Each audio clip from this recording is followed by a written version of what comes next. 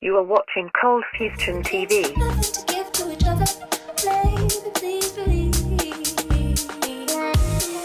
The silent battle that's been going on for 8 long years. 2 different underlying philosophies, 2 different types of users, almost 2 different worlds. One side values stability, ease of use and simplicity. This is Apple's iOS. The other side values openness, choice and customization. This is Google's Android. The rivalry between these OSs is also personal to a large percentage of the population who own a smartphone, the most personal device of all. This is part 1 of a 2-part series on Android versus iOS.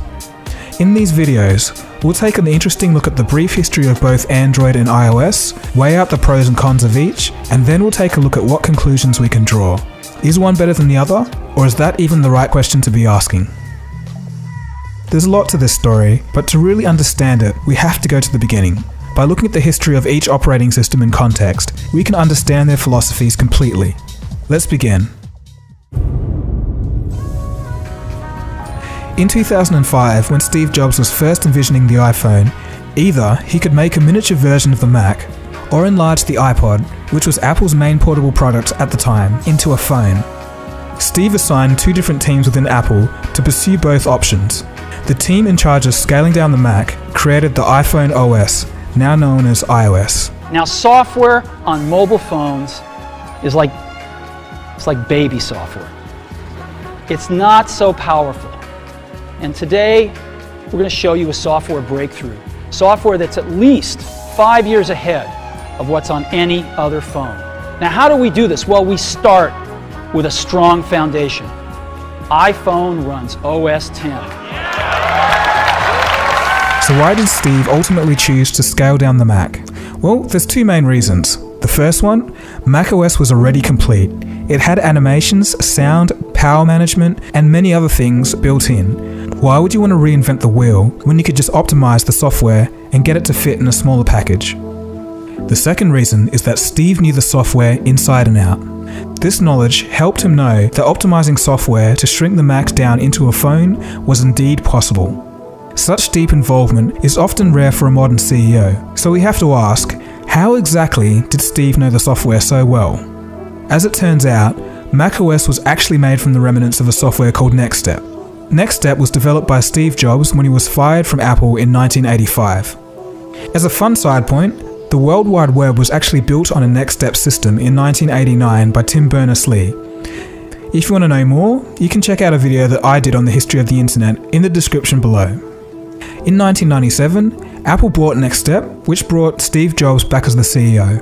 Over the years, NextStep was developed further to finally become macOS, which, as we know, finally became iOS. So in actuality, iOS didn't just fall from the sky. It had a rich history all the way back from early 1986.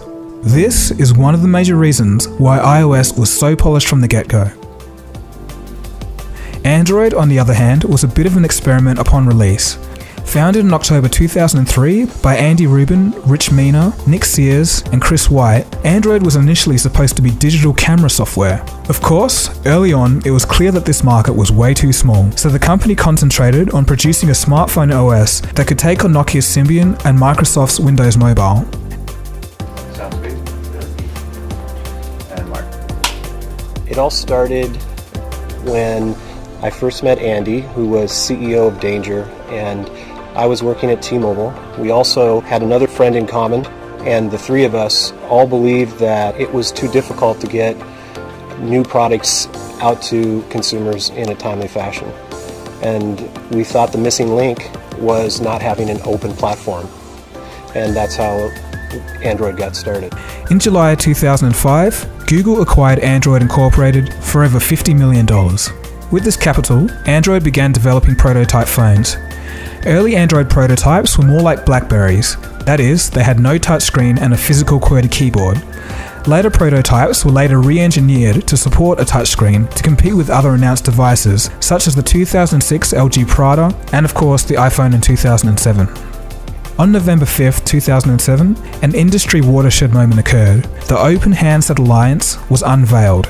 The alliance was an effort to develop open standards for mobile devices. It included HTC, Sony, Samsung, Sprint, T-Mobile, and chip manufacturers such as Qualcomm.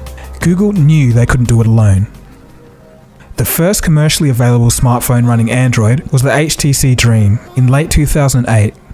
Although it was rather jangly and didn't seem to fit together very well, heavy Gmail integration, widgets, and a useful pull-down settings menu, along with almost limitless customization, set Android apart. The lagginess of the HTC Dream and other early Android devices when compared to the iPhone resulted in a negative perception in the minds of the average uninformed consumer. It did also do some brand damage to the operating system early on. Since then, however, Android phones have changed greatly over time. Over the years, Android became more refined, less buggy, and overall more polished. Okay, so that's all well and good, but some of you might want some practical, quantifiable proof of this. How has Android performance in comparison to the iPhone changed over time? Well, in early 2014, the touch response time for a high-end Android phone was around 114 milliseconds at best. In comparison to this, the iPhone 5 and 5S came in at a blistering 75 milliseconds. But by the end of 2014, new Android phones had come to the market, and things had changed in that short amount of time. As shown by the data here, the top smartphones were actually more responsive than the current iPhone at the time. Alright, so I've been talking a lot about how Android has changed over time, but what about Apple? Well, as you would have guessed, these changes weren't only limited to Android. iOS has also changed a great deal over time. A lot of the early limitations pertaining to options and features have been lifted. iPhones are now a far cry away from having no video camera or copy and paste.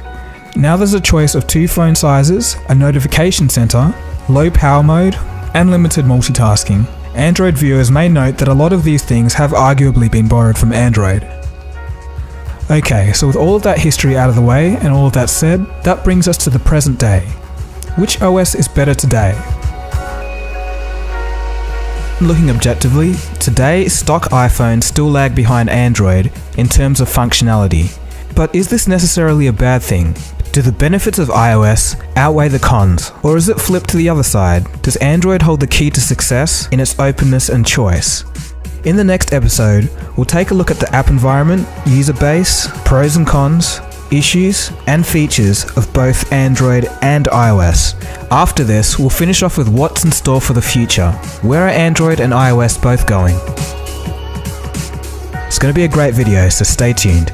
Anyway, this has been Dagogo. Don't forget to give this video a thumbs up, leave a comment, and subscribe if you're new. I want to thank you for watching, and I'll see you again soon for another video. Cheers guys, have a good one.